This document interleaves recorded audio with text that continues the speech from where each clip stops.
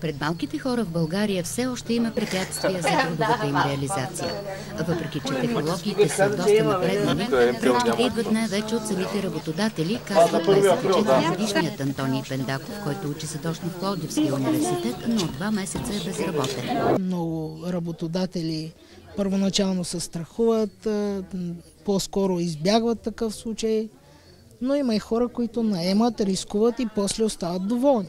Логично. Дадеш ли възможност на един малък човек да се докаже, той ще се докаже. Антоний казва, че хората с нисък ръст започват да се приспособяват към пълния свят още от малки и след това свикват на удобствата на архитектурната среда. Когато излезеш извън някой по-напреднали страни, забележиш, всеки един тротуар е скосен, копчетата на асансьорите не са вертикално, а са хоризонтално.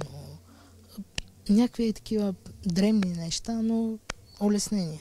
Ниската форма на ръст има над 400 жители, но всеки един човек в различните стадии на живота си получава осложнения.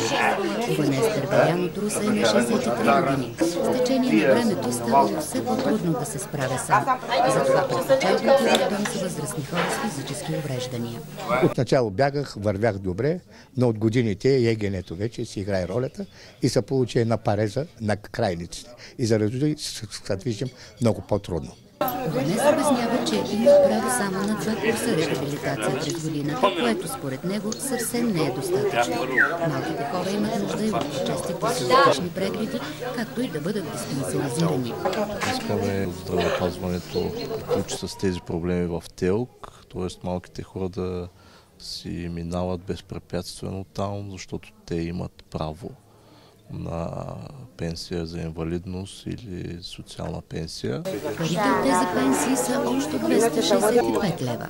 Те обаче не стигат, когато се наложи операция за подмяна на става, която струва минимум 5000 лева. Нашите членове няма как да теглят и кредит, за да се лекуват, защото по разбираеми причини е ясно, че с тази пенсия те няма как да възстановяват сумата после. Затова малките хора настояват здравната каса да поеме по-голяма част от заплащането, което сега е 1000 лева. По всички тези проблеми те очакват среща с здравния министър.